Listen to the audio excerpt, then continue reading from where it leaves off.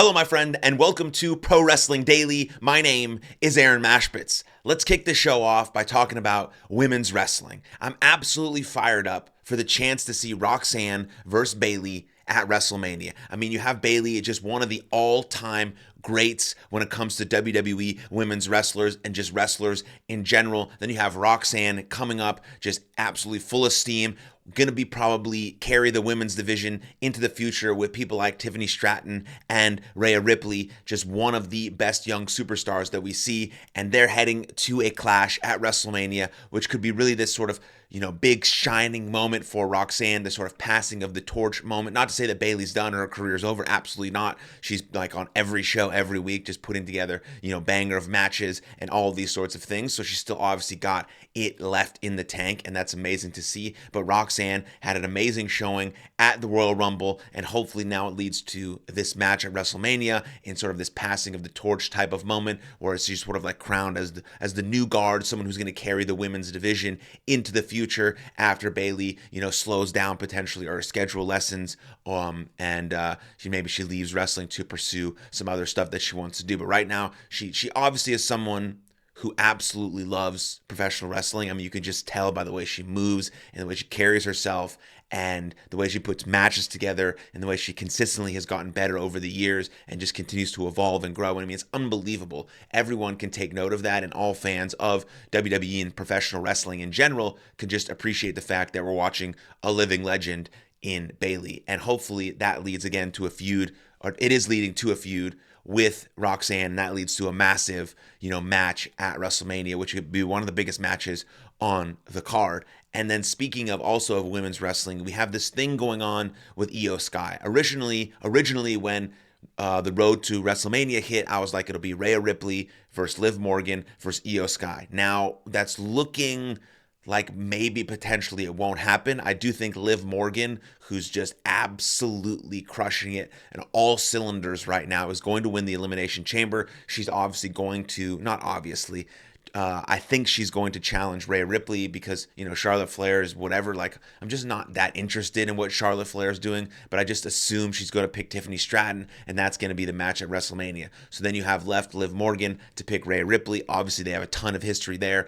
and that's how that's going to go. But then the night after Elimination Chamber, I believe you have Io Sky versus Rhea Ripley for her women's world title. And so there could be some commotion there that maybe plants the seeds for the potential to have this triple threat match at WrestleMania between Io Sky, Liv Morgan, and Rhea Ripley. I think Rhea Ripley is going to retain that title, just put a stamp on how dominant she is as the women's champion. And I do believe that Io Sky, pound for pound, is the best women's wrestler on the planet. But I think what's losing her is that her character, there's no real character there. There's nothing real there for the fans to grab onto, to invest in. And obviously promos are tough for her because of the language barrier. And so there's these sorts of things that are keeping her, I think, from being that upper echelon where she does carry the women's moving forward. Because obviously she can have great matches, but great matches don't equate to unbelievable investment from the fans. And so I think that's where she's running into an issue.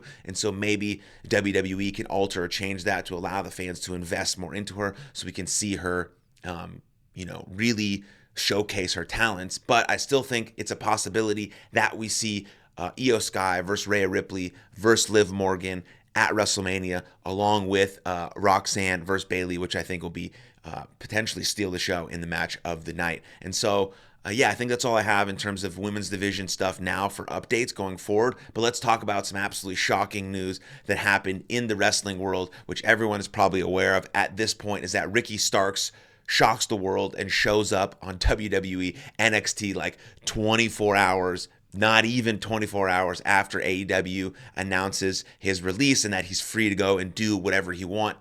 And along with Aleister Black,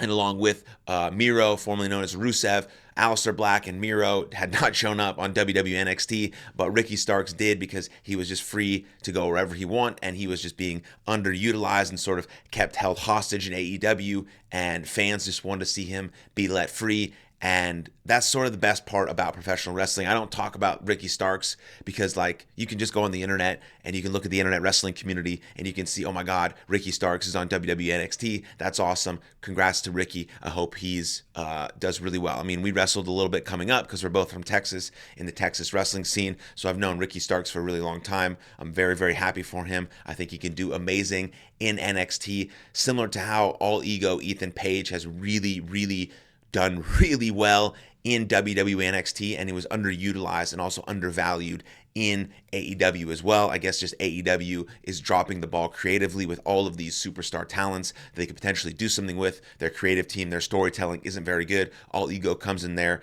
and he's just having a masterpiece storyline all the way up into the pay-per-view that happens on Saturday called Vengeance. And then Ricky Starks is in there, probably going to do something similar. He's going to be shot to the very top, I think. We could see him win the NXT World Championship very, very soon, but it's cool for Ricky Starks. But the one thing that I want to say that I think not a lot of people will say is that there's very little surprises like this in the wrestling world these days because of the internet. And so I mentioned this maybe a couple of videos ago, but the internet can give you good and bad type of stuff, right? It can help portray stories or rumors or predictions and allow the fans to buy into these things that might be happening backstage, like some real heat, to think it's a work, to think it's a shoot, to think they're really fighting, to think they really hate each other. Like all of this stuff can be pushed, but then it's really hard also at the same time to create surprises, because everyone talks about everything, and then they're fed rumors, and then rumors spread, and then all these sorts of things. I mean, that's the beautiful part about being able to do this show, is I can literally say whatever I want, whatever I think is actually true and actually going to happen, and it may or may not come true, but it is my prediction and my viewpoint. Normally, I don't know what my track record is. I don't know what my percentage of getting things right is, but if someone wants to look at every single video that we've done and track that percentage, that'd be great. But the Ricky Starks thing is really cool because of it's a surprise, because it shocked the world, because it rarely ever happens that 24 hours after you get released by AEW, usually there's like a no work clause or some things like that. WWE has like a 90-day one. I don't really know what AEW has, but it's like he was just released. Hey, you can go and do whatever you want. He started going to do some independence because he wanted to work, he wanted to wrestle. That's what he wants to do. And so then boom, 24 hours later, deal's made. Ricky Starks is on WWE NXT, and the fans are shocked. People were going nuts. It's gone very viral on social media, and so that's the coolest part about this thing, is that it's still possible to keep things a secret. It's still possible to have surprises, similar to CM Punk showing up where no one in WWE knew, right? AEW knew because they had a show like announced for him, so people knew he was coming back to wrestling,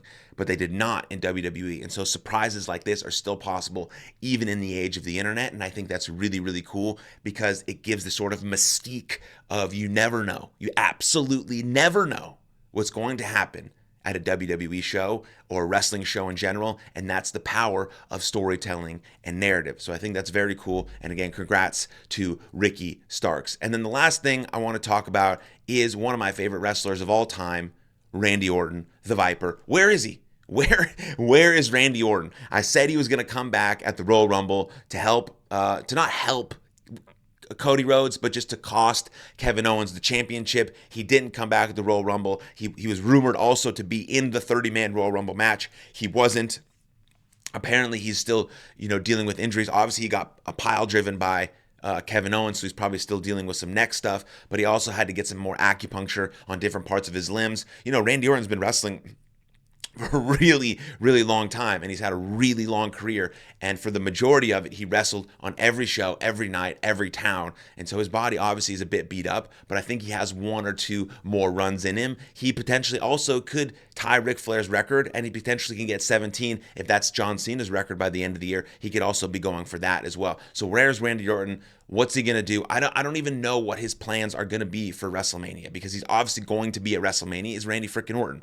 But we know now that it seems like Kevin Owens and Sami Zayn are going to feud, because we saw Kevin Owens pile drive Sami Zayn, but he also did the same thing to Randy Orton. So now two people are gunning for Kevin Owens' neck, but I don't know where this leads Randy Orton. I mean, he can't just let it go with Kevin Owens. He has to get his revenge or his vengeance or whatever you want to call it. Sami Zayn has to get the same thing. But I think there's already too many triple threat matches. I mean, I already talked about Io Sky versus Rhea Ripley versus Liv Morgan. I talked about another IC title match of Penta versus Braun Breaker versus AJ Styles. It's potentially rumored to have Roman Reigns, Seth Rollins versus CM Punk, potentially CM Punk versus John Cena versus Cody Rhodes. I mean, there's so many triple threat matches. You can't have another one in Randy Orton versus Sami Zayn versus Kevin Owens. You have to pick one of those feuds. So maybe Randy Orton gets his comeback or his vengeance or his revenge on Kevin Owens and then sinks his teeth into another competitor, into another feud.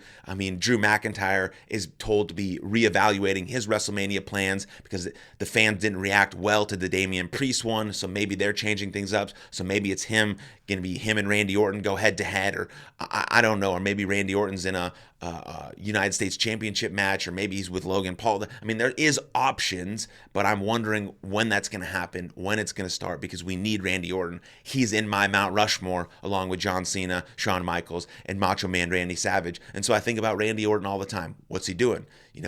What's he doing? Where is he? Why isn't he back on WWE TV being the legend killer and the Viper and the apex predator that he is, coming back to just murder Kevin Owens and then potentially start some feud with someone else, because so we can see that big time Kevin Owens, Sami Zayn steel cage match at WrestleMania to sort of culminate their friendship and their coinciding careers together. So I think that's cool stuff.